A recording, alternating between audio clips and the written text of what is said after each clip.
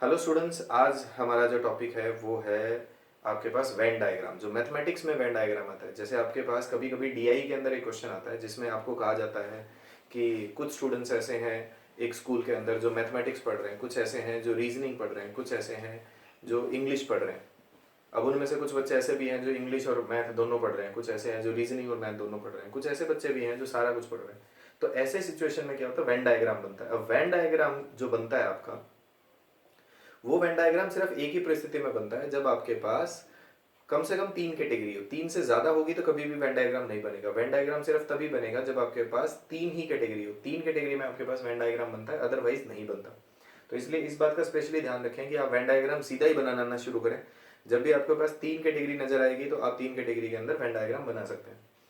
ठीक है, तो वेन डायग्राम कब बनता है, इसके लिए आप मान लेते हैं हम एक सिचुएशन अज्यूम कर रहे हैं, और इस सिचुएशन में मैं सिर्फ आपको फिलहाल ये बताने की कोशिश कर रहा हूँ कि किस एरिया को क्या कहा जाता है। कोई पर्टिकुलर क्वेश्चन हम बाद में डिस्कस करेंगे, अभी हम सिर्फ और सिर्फ एक ही चीज देखने वाले हैं।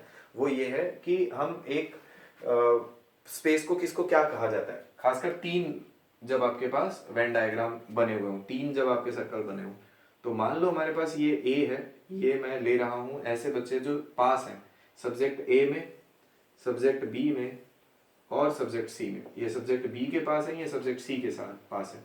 अब मैं हर एक जगह को अपना अपना नाम दे रहा हूँ। जैसे इस पोर्शन को मैं एक नाम लिख रहा हूँ, इसको दो लिख रहा हूँ, इसको तीन लिख रहा हूँ, इसको चार लिख रहा हूँ, ये पांच है, ये छह है, ये सात है, और इन सब के बाहर जो पार्ट बनेगा उसको मैं आठ कहूंगा। तो जो सब्जेक्ट ए में पास है उनके लिए हम लोगों ने ये सर्कल बनाया, जो बी में पास है उनके लिए ये बनाया, और जो सी में बनाया है उसके लिए हम लोगों ने ये थर्ड सर्कल बनाया। अब हर पोर्शन को मैंने एक पर्टिकुलर नाम दे दिया है, और उस नाम के अकॉर्डिंग अब हम इसको चलाएंगे कि किस पोर्शन को क्या कहा जाता है, किस पोर्शन को क्या कहा जाएगा, हम ये लिखने वाले हैं। जैसे सबसे पहले हमारे पास, जैसे मान लो आपको कहे कि how many students are there जो कि सब्जेक्ट ए में पास है। तो अगर मैं सब्जेक्ट ए की बात करूं तो ए सब्जेक्ट का मतलब है ये पूरा का पूरा पोर्शन, ये वाला जो हिस्सा आता है ये वो हिस्सा है जिसमें ए में पास होने वाले बच्चे आपके पास आएंगे। तो जब मेरे को कहा जाएगा सब्जेक्ट ए, तो मैं कौन कौन सा एरिया सेलेक्ट करूंगा। मैं एरिया 1 लूंगा, मैं एरिया 2 लूंगा, मैं एरिया 4 लूंगा, और मैं एरिया 5 लूंगा। ये सारे पोर्शन के अंदर जो जो वैल्यू होगी मैं उसको ए को रिप्रेजेंट करने के लिए इस्तेमाल करूंगा। अगर मैं बात करूं सब्जेक्ट बी की, तो सब्जेक्ट बी के लिए मुझे कौन कौन सा एरिया जोड़ना पड़ेगा। मुझे जोड़ना पड़ेगा एरिया 2, एरिया 3, एरिया 5 और एरिया 6। इन एरिया को अगर मैं जोड़ लूं तो ये मुझे सब्जेक्ट बी के बारे में बताएंगे। अगर मेरे से कोई पूछे कि सब्जेक्ट सी में कि कौन कौन से बच्चे पास हुए हैं, तो मैं लिखूंगा एरिया 4, एरिया 5, एरिया 6 और एरिया 7 में जो जो वैल्यू होगी मैं उनको जोड़ दूंगा। तो ऐसा करके मेरे को ये पता चल जाएगा कि सी में कितने बच्चे पास हैं। ठीक है। अब कुछ लोगों को गलतफहमी रहती है कि आपको कहा जाता है कि सब्जेक्ट ए में कितने पास है, तो वो क्या करेंगे, ये वाले पोर्शन को देखेंगे। लेकिन आप ध्यान दें, ये वाला पोर्शन वो है जिसमें ओनली ए पास है। तो अभी मैं वो वाला डिस्कस कर रहा हूं कि अगर आपको बोले कि ओनली ए सब्जेक्ट में पास कितने हैं, तो आप लेंगे 1। अगर आपको बोले ओनली बी, तो आप लेंगे 3। अगर आपको बोले ओनली सी, तो आप लेंगे 7। ये वो है। तो आपको ये बेसिक डिफरेंस समझ आना चाहिए कि ए का मतलब क्या है और ओनली ए का मतलब क्या है। ठीक है, तो ये वो पोर्शन है जिसको आपने ध्यान रखना है। अभी मान लो आपको बोले how many students are there who are passed in A and B. कितने बच्चे ऐसे हैं जो ए और बी दोनों में पास हैं। तो हम लोग ए और बी के पोर्शन में कौन कौन से लेने वाले हैं, तो ए और बी में ये पूरा पोर्शन आने वाला है। मतलब 2 नंबर एरिया और 5 नंबर एरिया जो है वो आपके पास ए एंड बी में आने वाला है। कुछ बच्चे फिर से यहाँ गलती करते हैं, और वो गलती क्या है, वो ये कि वो 2 को मानते हैं कि वो ए एंड बी का पार्ट है, 5 को वो कंसीडर नहीं करते। 5 को क्यों नहीं कंसीडर करते, क्योंकि उनको लगता है कि 5 जो है वो उसमें तो सी आ गया, और सी आ गया और आपको बोला गया है ए और बी, तो इसलिए वो इस पोर्शन को कंसीडर नहीं करते। बट आप एक चीज को ध्यान दें, आपको बोला गया है ए एंड बी, मतलब ए और बी के बारे में कहा गया है, तो ये वो पोर्शन है जिसमें ए एंड बी बोला गया है। अगर आपको बोला होता ए एंड बी ओनली, तब आप क्या लेते, तब आप लेते 2 वाला एरिया ओनली। तो फिलहाल आप क्या लेंगे, 2 और 5 दोनों लेंगे। तो ए एंड बी का मतलब है 2 + 5। ऐसे ही बी एंड सी की अगर आपको बात किया जाए, तो बी एंड सी में आप क्या लेंगे, 5 वाला एरिया प्लस 6 वाला एरिया। अगर आपको बोला जाए सी एंड ए, तो आप एरिया कौन सा लेंगे, 4 प्लस 5।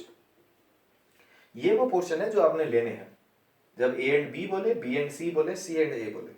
क्लियर? यानी एक तरीके से मैं कह सकता हूं, अगर आपको कहा गया ए एंड सी, तो ये पूरा का पूरा एरिया आपको ए एंड सी को दिखाता है, तो इसका टोटल जो है वो ए एंड सी आप कंसीडर करेंगे।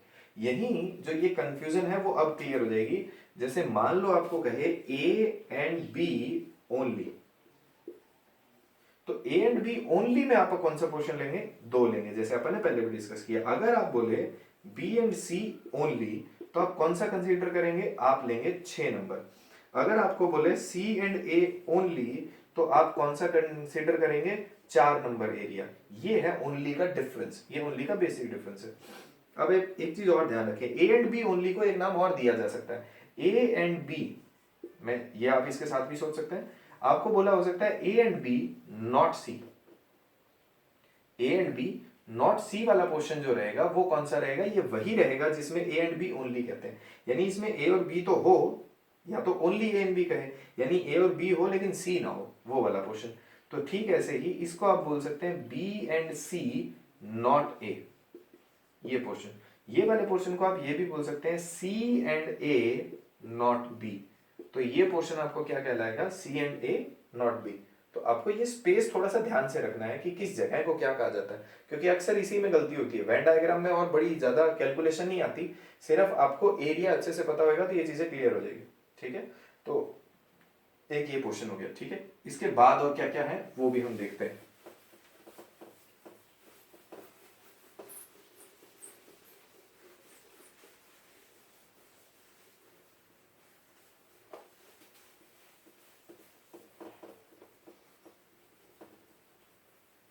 ओके, अब इसके बाद और कौन कौन सा पोर्शन है, जैसे आपको ये भी कहा जा सकता है, ये वो कॉमन चीजें हैं जो मैं जनरली चला रहा हूं, कुछ जैसे ऐसी भी आएगी जो आपने सुनी भी नहीं होगी। देखो जरा कैसे, ए अगर आपको बोले कि आपको ए तो लेना है लेकिन बी नहीं लेना, ए नॉट बी। आपको ऐसा भी कह सकता है ए नॉट सी, हो सकता है आपको कहे B not A, B not C, C not A, C not B. ये वो पोर्शन है जो बहुत रेयर आपको दिखेंगे किसी भी वेन डायग्राम में, बट आपको पता होना चाहिए कि ऐसा भी वो बोल सकता है। ठीक है, तो ए मुझे यानी ए तो चाहिए, ये पूरा ए चाहिए। ठीक है, ये पूरा पोर्शन ए का हो गया, यानी इलाका नंबर 1 2 4 5, ये पूरा क्या है, ए है। लेकिन मुझे इसमें से क्या नहीं चाहिए, मुझे बी नहीं चाहिए। तो 1 2 4 5 में से कौन सा पार्ट है जो बी में भी पड़ता है, वो पड़ता है 2 और 5। तो इसलिए आप 2 और 5 को हटा दोगे इसमें से, तो आप क्या बचाओगे, 1 प्लस 4। यानी ये वो पार्ट है जिसमें ए तो है लेकिन बी नहीं है। सी के बारे में कुछ नहीं कह रखा, इसलिए आप सी को अवॉइड नहीं करेंगे। अगर आप बोले कि ए नॉट सी, यानी मुझे 1 2 4 5 जो कि ए का पार्ट है उसमें से सी वाला पार्ट नहीं चाहिए, और सी वाला कौन सा पार्ट है, 4 और 5, तो मेरे पास क्या बचेगा, 1 प्लस 2। ठीक है, सही। अगर आपको बोले B not A, B not A का मतलब है बी तो मुझे चाहिए, मतलब 2 3 5 6 तो चाहिए, लेकिन मेरे को उसमें से ए नहीं चाहिए।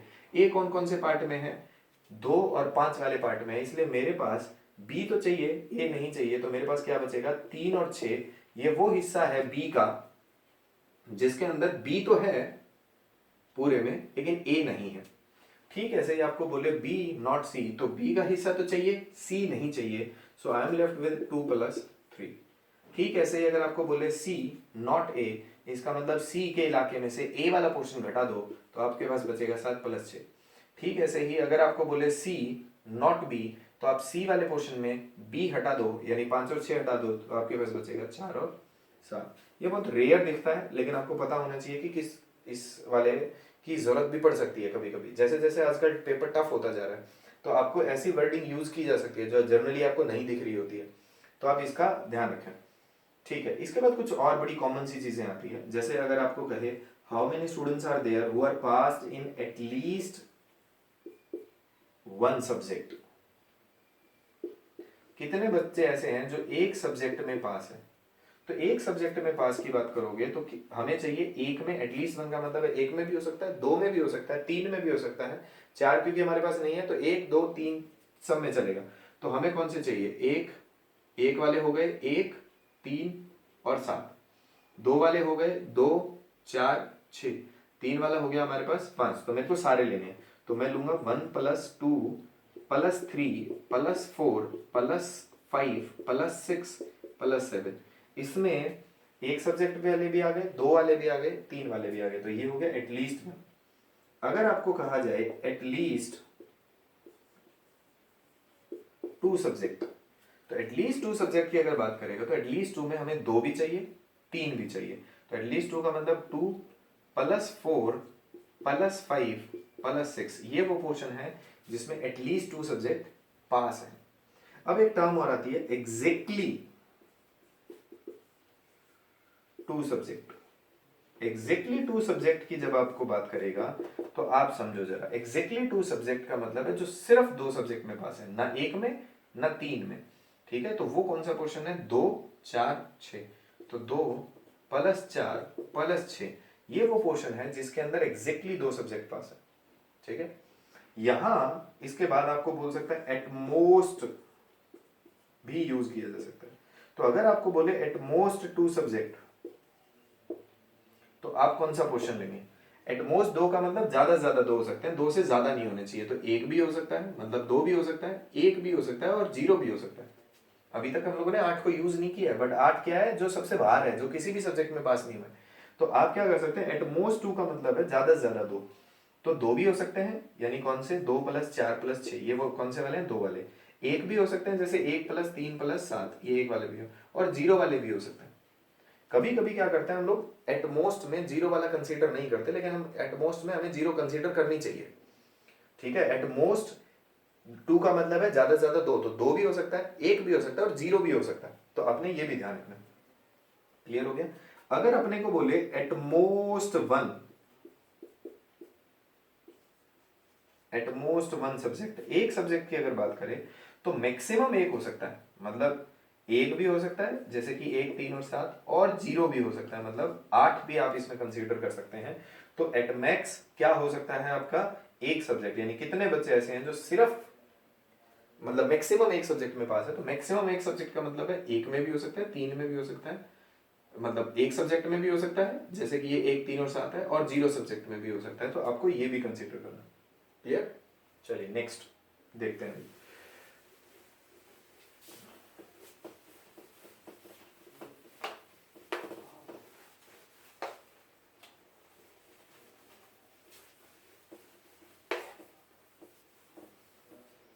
ठीक है, इसके बाद एक बड़ी यूनिक सी चीज आपको देखने को मिलती है। कभी कभी कहता है how many students are there who are pass in A और बी।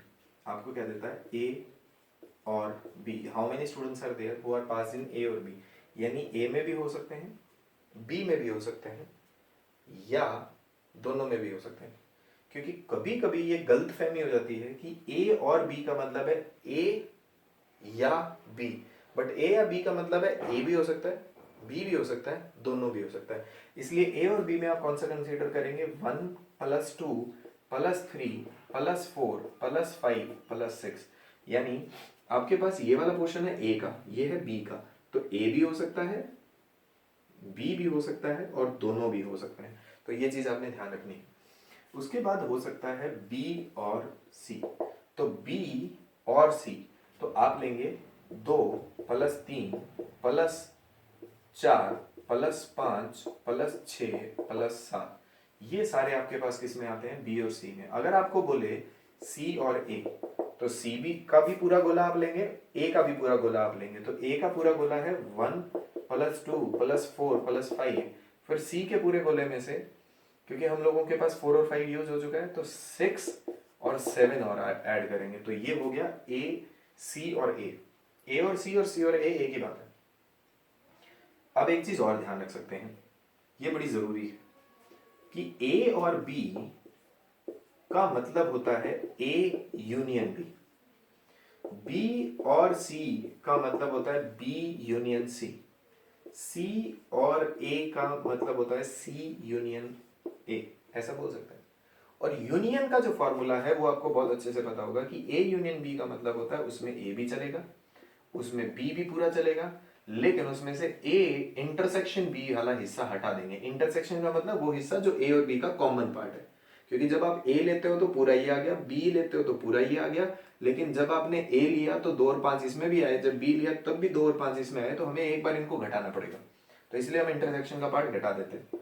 तो बी यूनियन सी भी आपको अच्छे से पता होगा। बी यूनियन सी का मतलब है बी प्लस सी, यानी बी ये पूरा प्लस ये सी पूरा, फिर उसमें से ये हिस्सा जो बी और सी का इंटरसेक्शन वाला पार्ट है वो आप घटा देंगे। सी यूनियन ए का मतलब है ये पूरा पार्ट सी का हो गया, ये पूरा पार्ट ए का हो गया, तो आप इसमें सी और ए जोड़ेंगे, लेकिन उसमें से ये वाला पोर्शन क्योंकि 2 बार आ गया तो सी इंटरसेक्शन ए आप घटा देंगे। अब इंटरसेक्शन वाले पोर्शन को भी आप याद रख सकते हैं कि ए इंटरसेक्शन बी जो होता है, ए इंटरसेक्शन बी जो आपके पास होता है वो आपके पास ए एंड बी भी बोला जा सकता है। हमने स्टार्टिंग में पढ़ा था कि how many students are there who are pass in A and B, तो ए एंड बी में हमने कौन से लिए थे, 2 और 5 लिए थे ना। तो ये जो 2 और 5 वाला है ये वही सब है जो इन दोनों का इंटरसेक्शन है। इसका मतलब आप कह सकते हैं ए इंटरसेक्शन बी का मतलब है ए एंड बी, ऐसे ही बी इंटरसेक्शन सी का मतलब आप ले सकते हैं B and C, C intersection A का मतलब आप ले सकते हैं सी एंड ए। तो आपने ये चीजें भी बहुत अच्छे से ध्यान रखनी है, क्योंकि कभी कभी बोल देता है ए एंड बी और आपको समझ नहीं आ रहा होता ए एंड बी का क्या मतलब है। ए एंड बी का मतलब पूरा नहीं होता, ये बिल्कुल कॉन्ट्राडिक्ट करते हैं एक दूसरे के। ए और बी में हम लेते हैं या तो ए या तो बी, ठीक है। अगर आपको बोला जाए ए और बी तो इसका मतलब ये है कि उसमें ए यूनियन बी यूज होगा, जबकि एंड में हम लोगों को लगता है कि सिर्फ जो दोनों का आएगा, सॉरी दोनों का कंप्लीट आएगा, बट कंप्लीट नहीं आता, सिर्फ इंटरसेक्शन वाला पार्ट आता है। क्लियर? ओके, एक दो छोटी छोटी चीजें और बचती है, लास्ट में वो और देख लेते हैं।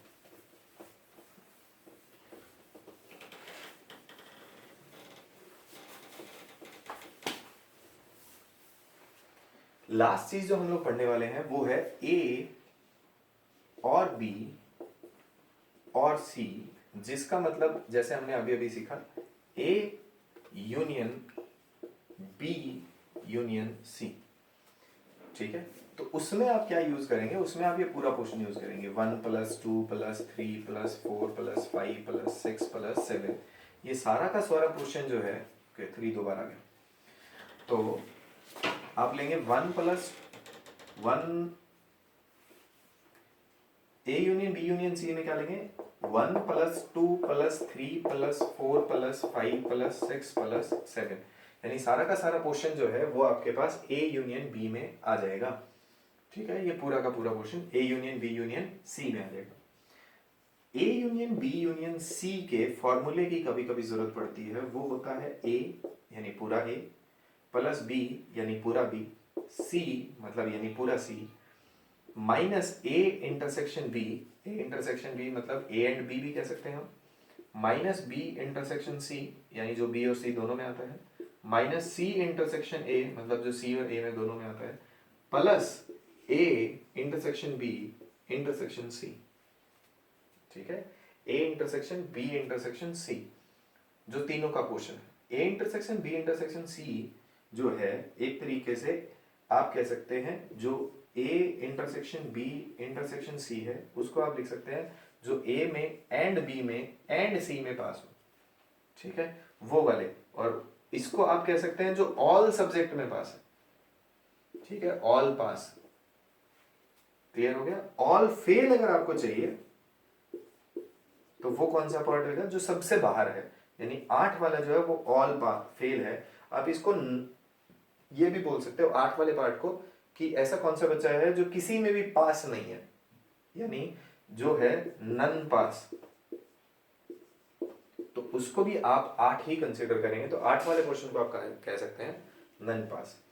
तो आज हम लोगों ने सिर्फ ये डिस्कस किया है कि किस क्वेश्चन को क्या कहा जाता है। क्लियर? अभी कोई नेक्स्ट लेक्चर में हम लोग देखेंगे कि किसी एक पर्टिकुलर क्वेश्चन को हम लोग इसमें डिस्कस कर लेंगे, तो इससे थोड़ा सा और बेसिक आइडिया आपको लग जाएगा। तो आज के लिए इतना ही। Thank you very much.